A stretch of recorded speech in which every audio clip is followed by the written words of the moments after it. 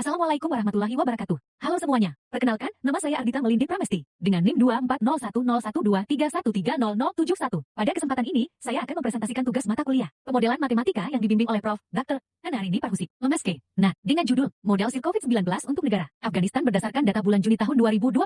Adapun sistematika, presentasi saya terdiri dari 4 bagian utama, yaitu pendahuluan, metode penelitian, pembahasan, dan kesimpulan. Masuk ke pendahuluan. COVID-19 pertama kali muncul di Wuhan pada akhir tahun 2019, dan dengan cepat berkembang menjadi pandemi global. Afghanistan merupakan salah satu negara yang terdampak cukup berat karena keterbatasan fasilitas kesehatan serta kondisi sosial ekonomi masyarakat yang rentan. Untuk menganalisis penyebaran penyakit ini, digunakan model epidemiologi berbasis kompartemen. Salah satunya adalah model SIR yang membagi populasi menjadi susceptible atau rentan, infected atau terinfeksi, dan recovered atau sembuh. Tujuan dari penelitian ini adalah untuk mengestimasi parameter penularan beta, mengestimasi parameter pemulihan gamma, serta menganalisis pola penyebaran COVID-19 di Afghanistan pada Juni 2020.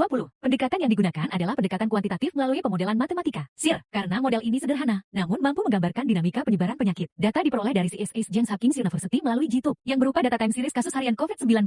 Data difokuskan pada periode 1 sampai 30 Juni 2020.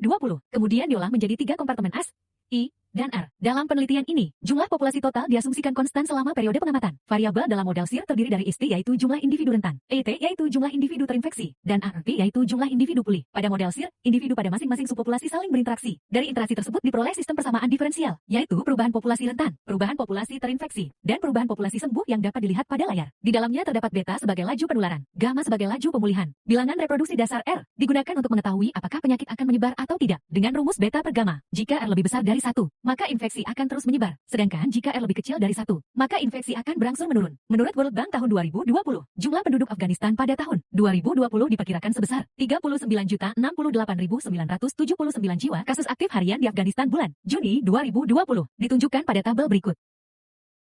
Dari data diperoleh, I-awal sekitar 18.398, individu dan DAR awal sekitar 438, serta S-awal 39.050.143 individu. Kemudian diperoleh beta sekitar 0,02926, dan gamma sekitar 0,02381. Kemudian, diperoleh model SIR untuk COVID-19 di Afghanistan dengan menggunakan persamaan 2,3 dan 4 sebagai berikut. Selanjutnya dihitung nilai bilangan reproduksi, yaitu sekitar 1,2289 yang lebih besar dari 1 sehingga tren COVID-19 di Afghanistan akan semakin menyebar. Selanjutnya, masuk ke pembahasan. Diperoleh model SIR sebagai berikut dan juga dengan menggunakan software Python. Disimulasikan jumlah dari setiap populasi untuk 2 tahun setelahnya. Nah, berikut hasil simulasi model dengan Python. Pertama, grafik subpopulasi rentan. Jumlah populasi rentan mengalami penurunan bertahap di awal kemudian semakin cepat seiring waktu. Kedua, grafik subpopulasi terinfeksi. Grafik IT melengkung ke atas, menandakan penyebaran penyakit yang makin meluas sepanjang simulasi. Ketiga, terdapat grafik subpopulasi pulih. Populasi yang pulih bertambah secara konstan dan berikut grafik gabungan dari ketiga grafik sebelumnya. Terakhir yaitu kesimpulan. Berdasarkan hasil pemodelan menggunakan model SIR, penyebaran COVID-19 di Afghanistan dapat digambarkan dengan baik melalui 3 subpopulasi, yaitu rentan, terinfeksi, dan pulih. Nilai bilangan reproduksi dasar yang lebih besar dari 1 dan menunjukkan bahwa penyakit cenderung terus menyebar dalam populasi dan belum berada pada kondisi terkendali. Hasil simulasi juga memperlihatkan bahwa jumlah individu terinfeksi meningkat secara bertahap, sementara populasi rentan terus menurun dan populasi pulih mengalami peningkatan. Secara keseluruhan model ini memberikan gambaran bahwa tanpa intervensi tambahan, laju penularan COVID-19 di Afghanistan masih berada dalam kondisi yang memungkinkan pertumbuhan kasus secara berkelanjutan. Dan berikut daftar pustaka yang saya gunakan. Terima kasih sudah menyaksikan. Mohon maaf jika ada salah kata, sampai jumpa di lain kesempatan.